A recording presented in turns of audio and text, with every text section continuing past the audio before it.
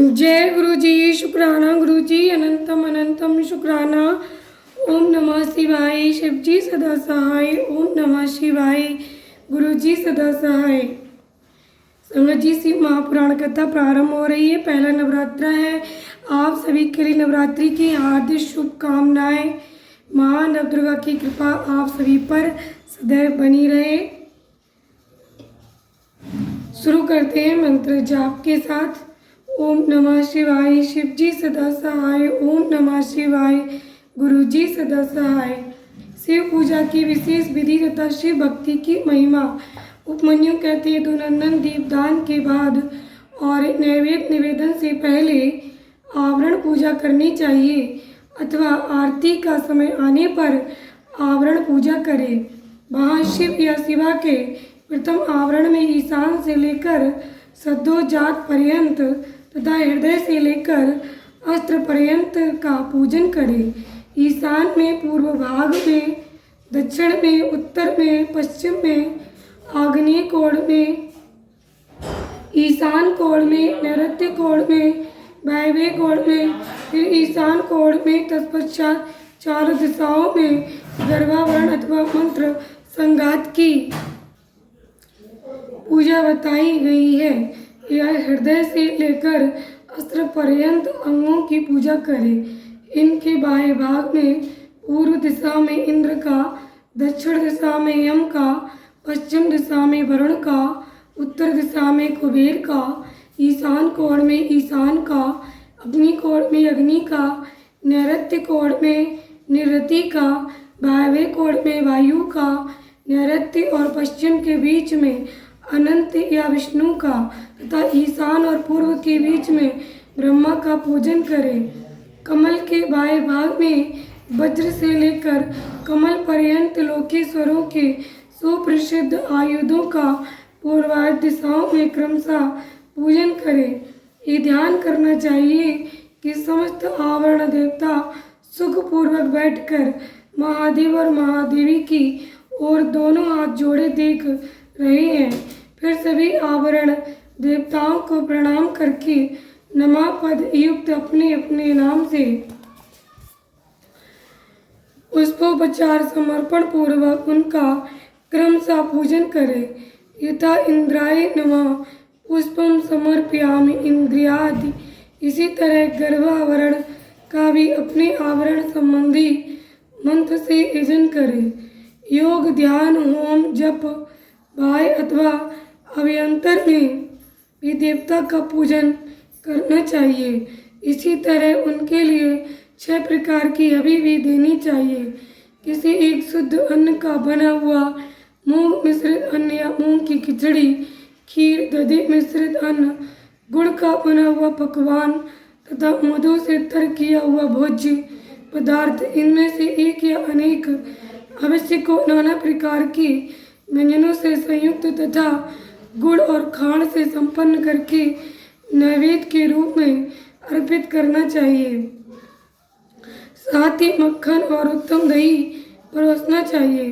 पुआ आदि अनेक प्रकार के भक्ष्य पदार्थ और स्वादिष्ट फल देने चाहिए। लाल चंदन और पुष्प वासित अत्यंत शीतल जल अर्पित करना चाहिए। मुख शुद्धि के लिए मधुर इलायची के रस से युक्त सुपारी के टुकड़े, खैर आदि से युक्त सुनहरे रंग के पीले पान के पत्तों के बने हुए बीड़े, शिलाजीत का चूर्ण, सफ़ेद चूना जो अधिक रूखा या दूषित ना हो, कपूर, कंकोल, नूतन एवं सुंदर जायफल आदि अर्पित करने चाहिए। आलेपन के लिए चंदन का मूल काष्ठ अथवा उसका चूरा, कस्तूरी, कुमकुम, मृगदात्मक रस होने चाहिए। फूल वे ही चढ़ाने चाहिए जो सुगंधित, पवित्र और सुंदर हों। गंध रहित उत्कट गंध वाले, दूषित, बासी तथा स्वयं ही टूटकर गिरे हुए फूल शिव के पूजन में नहीं देने चाहिए। कोमल वस्त्र ही चढ़ाने चाहिए। भूषणों में विविधता वे ही अर्पित करने चाहिए जो सोने के बने हुए तथा विद्युत मंडल के समान चमकीले हों। ये सब वस्तुएं कपूर, गुग्गुल, अगरू और चंदन से भूषित तथा पुष्प समूह से सुवासित होनी चाहिए। चंदन, अगुर, कपूर, सुगंधित काष्ठ तथा गुग्गुल के चूर्ण, घी और मधु से बना हुआ धूप उत्तम माना गया है। कपिला गाय के अत्यंत सुगंधित घी से प्रतिदिन जलाए गए कर्पूर युक्त दीप श्रेष्ठ माने गए हैं। पंचगव्य मीठा और कपिला गाय का दूध, दही एवं घी ये सब भगवान शंकर के स्नान और पान के लिए अभिष्ट है।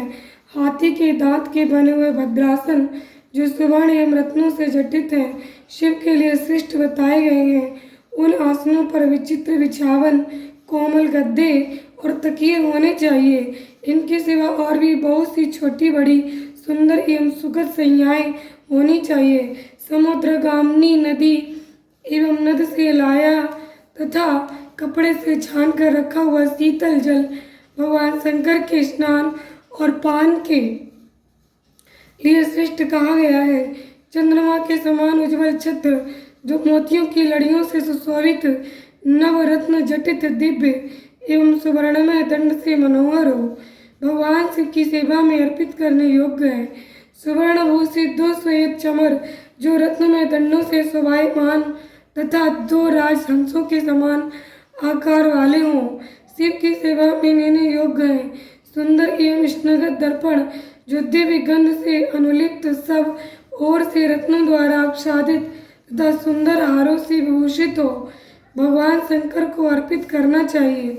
उनके पूजन में हंस, कुंद एवं चंद्रमा के समान उज्ज्वल तथा गंभीर ध्वनि करने वाले शंख का उपयोग करना चाहिए, जिसके मुख और पृष्ठ आदि भागों में रत्न एवं सुवर्ण जड़े गए हों। शंख के सिवा नाना प्रकार की ध्वनि करने वाले सुंदर काहल बाद विशेष जो सुवर्ण निर्मित तथा मोतियों से अलंकृत हों बजाने चाहिए। इनके अतिरिक्त भेरी, मृदंग, मुरज, तिमिक्ष और पटय आदि बाजे भी जो समुद्र की गर्जना के समान ध्वनि करने वाले हों, यत्नपूर्वक जुटाकर रखने चाहिए।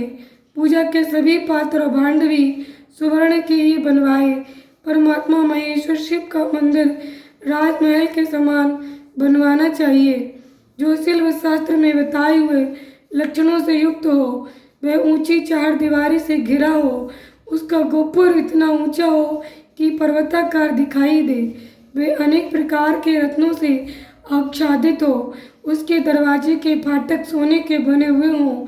उस मंदिर के मंडप में तपाए हुए सोने तथा रत्नों के सैकड़ों खंभे लगे हों। चंदोबे में मोतियों की लड़ियां लगी हुई हों। दरवाजे के फाटक में मूंगे जड़े गए हों। मंदिर का शिखर सोने के बने हुए दिव्य कलशाकार मुक्तों से अलंकृत एवं अस्त्रराज त्रिशूल से चिन्हित हो।